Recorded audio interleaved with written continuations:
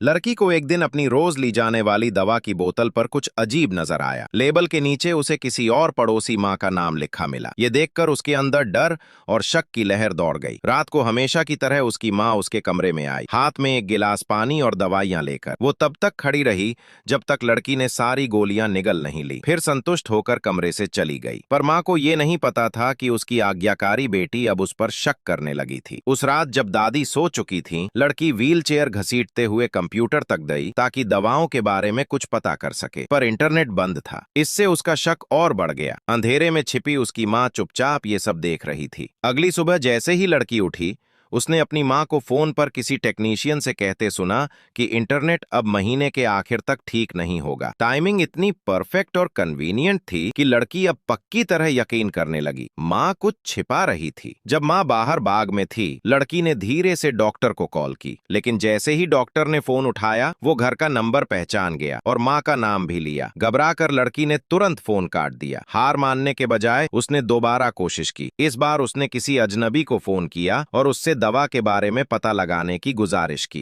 थोड़ी हिचकिचाहट के बाद उस आदमी ने बताया कि जॉनसन नाम की दवा असल में लाल रंग की होती है और दिल की बीमारी के लिए दी जाती है, लेकिन लड़की जो खा रही थी वो तो हरी कैप्सूल थी। इसका मतलब उसकी माँ ने दवाएं बदल दी थीं। उस शाम डिनर के वक्त लड़की ने शांत रहकर सुझाव दिया, माँ कल चलो कोई मूवी देखते हैं। माँ ने बिना सोचे मान लिया। अगले दिन जब माँ नीचे कार में इंतजार कर रही थी, लड़की ने अपनी जेब में वो गोलियां छिपा ली जो उसने पहले बचा कर रखी थी। थिएटर में जब माँ फिल्म में खो गई, लड़की ने बहाना बनाया कि उसे वॉशरूम जाना है। बाहर निकलते ही वो भागी और पास की फार्मेसी पहुंची। उसने कांपते हुए क्लर्क से पूछा कि ये हरी गोलियां क्या हैं। जो जवाब मिला, उसने उसके रोंगटे खड़े कर दिए। वो हरी गोलियां जानवरों की दवा थीं, जो इंसानों में नर्व डैमेज और पैरालिसिस का कारण बनती हैं। ये सुनते ही उसे तेज अस्थमा का अटैक आया। जैसे ही वो जमीन पर गिरी, माँ अचानक भीड़ के बीच आ गई और लोगों से बोली, कृपया जगह दो, उसे सांस लेने दो। लड़की कुछ कहना चाहती थी, पर उसकी आवाज बंद थी। माँ उसके बालों को सहलाने लगी, धीरे से सांत्वना देती हुई बोली, सब ठीक हो जाएगा मेरी जान। और फिर अचानक उसने लड़की की गर्दन में एक बड़ी सुई चुभो दी। दवा असर करने लगी। लड़की की नजर धुंधली हुई और बेहोशी छा गई। जब होश आया, वो अपने कमरे में बंद थी। उसने एक औजार से दरवाजा खोलने की कोशिश की, पर माँ ने बाहर से एक और ताला लगा दिया था। हताश होकर उसने खिड़की से भागने की योजना बनाई। कुछ दिनों तक उसने ताकत जुटाई, फिर हीटर की ब्लेड को गर्म किया, एक कप ठंडा पानी मुंह में भरा और भागने की तैयारी की। वो छत पर चढ़ी, कमजोर पैरों से रेंगती हुई आगे बढ़ी, माँ के कमरे की खिड़की तक पहुंची और ठंडे पानी व गर्म ब्लेड से शीशा तोड़कर अंदर घुस गई। लेकिन तभी उसे फिर अस्थमा का दौरा पड़ा। इनहेलर उसके कमरे में रह गया था। गिरते पड़ते वो वापस